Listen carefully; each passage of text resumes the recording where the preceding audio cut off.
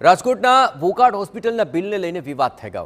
બાળકને હાથમાં 7% આવ્યા અને 1,60,000નું બિલ બનાવવામાં આવ્યું। માત્ર 7%નો ચાર્જ લાખો રૂપિયા વસૂલી લેવાતા અનેક સવાલો ઊભા થઈ રહ્યા છે। એક સર્જનની વિઝિટ ફી બતાવી 61,120 રૂપિયા બિલની અંદર બતાવવામાં આવ્યા છે। ટાંકા લીધા બાદ કોઈ જ સારવાર આપવામાં નથી આવી, છતાં પણ લાખોનું બિલ પકડાવી દેવાયું। सामान्य सर्जरी में बाळक ने 24 कलाक होस्पिटल में दाखल रखायो हतो और होस्पिटल द्वारा वीमा कंपनी पास क्लेम पण मंजूर करावी लेवायो। वीमा कंपनी और होस्पिटलनी आ मिलीभगत छे तेवा आक्षेप थई रह्या छे। होस्पिटल योग्य जवाब नहीं आपे तो हवे कायदेसरनी कार्यवाही पण कराशे।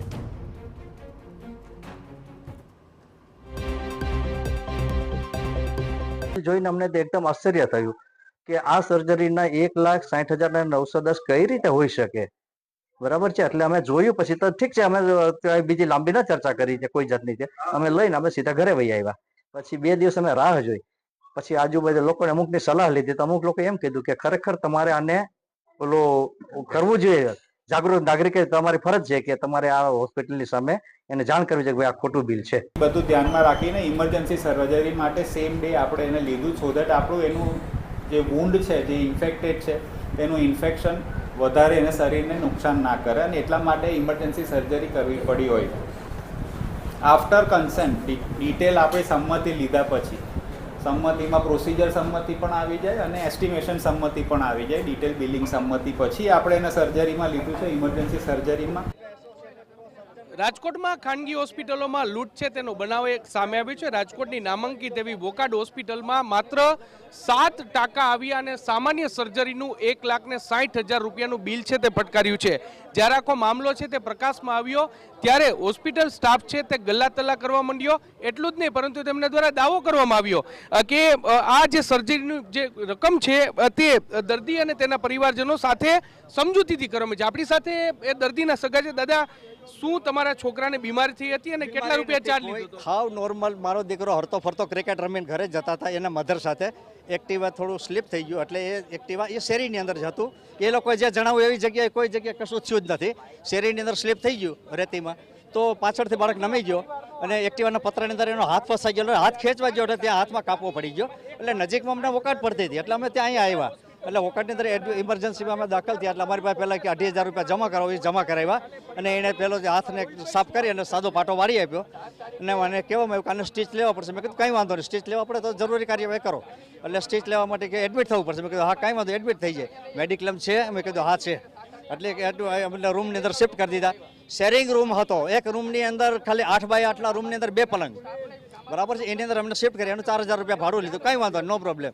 પણ પછી એ લોકોએ છેલ્લે સર્જરી આપણે સ્ટીચ લીધા રાતના અને અમે કીધું કે હવે તમે અમને છૂટા કરો, આ 24 કલાક પૂરી થઈ ગઈ તો 10 ને 47 સુધી અમને રાતના છૂટા નહોતા કર્યા કે એપ્રુવલ થયું નથી, ગલ્લાતલ્લા કર્યા। છેલ્લે યાર બિલ આવ્યું ત્યારે અમને ખબર પડી કે 1,60,910 રૂપિયાનું 8 સ્ટીચનું બિલ આવ્યું છે અને અનેક પ્રકારના જુદા જુદા ચાર્જીસ લગાડવામાં આવ્યા છે જે અમને અમારી મેડિકલની ભાષામાં અમને ન ખબર પડે, પણ આ લોકોએ આવી રીતે કર્યું। તદુપરાંત અમારા જે 10,000 રૂપિયા હતા મેડિક્લેમમાં કેશલેસ સારવાર કરેલી, તો 10,000માંથી અમને 1,400 પાછા આપ્યા હતા। 8,600 સેના લીધા એણે અમારી પાસેથી અને ત્યારબાદ અમને એમ કીધું કે કાંઈ વાંધો નહીં કે હવે તમને ચાર્જ 60,000 રૂપિયા લીધો ડોક્ટરની? 60,000 રૂપિયા છે અને અલગ પ્રકારની ઘણી ચાર્જીસ છે અમારી પાસે, એની પ્રૂફ છે, અમારી પાસે બિલ છે ના બિલ છે આર્ય ઘણા છે।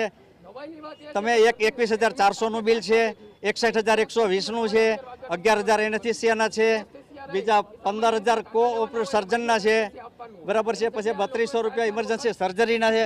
ઇમરજન્સી સર્જરી કેટલી વખત સામાન્ય છે તે ઈજા પહોંચી અને તેને આપણી સાથે કોંગ્રેસના આગેવાન છે રોહિત, શું કહેશો?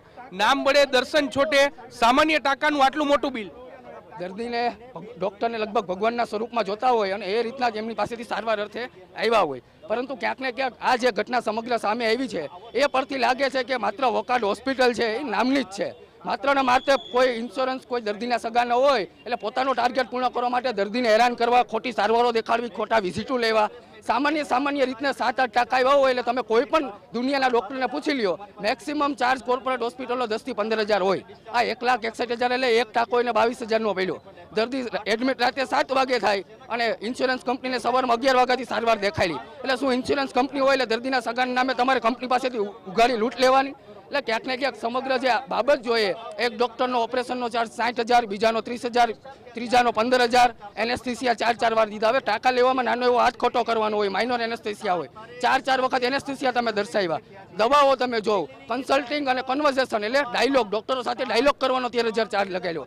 એટલે ક્યાંક ને ક્યાંક આ આરોગ્ય વિભાગ માટે ખૂબ જ શરમજનક બાબત કહેવાય. રાજ્ય સરકાર આરોગ્યની બાબતમાં ખૂબ કથળી સ્થિતિ છે, તેનું આ મોટું ઉદાહરણ વોકાર્ડ હોસ્પિટલ છે. પણ એટલે જે કોંગ્રેસના આગેવાન છે તે પહોંચ્યા છે, પરિવારજનો છે તે પણ કહી રહ્યા છે કે એક સામાન્ય તેમને સ્લીપ થઈ જવાના કારણે તેમનો બાળક છે તે પડી ગયો હતો અને તેમાં તેને હાથના ભાગે 7 સ્ટીચીસ આવ્યા અને તેનું બિલ છે તે 1,60,000 રૂપિયા કર્યું. એટલું જ નહીં, પરંતુ સામાન્ય સ્ટીચીસમાં એનેસ્થેસિયા કઈ રીતે આપવો પડ્યો તે પણ એક મોટો સવાલ છે.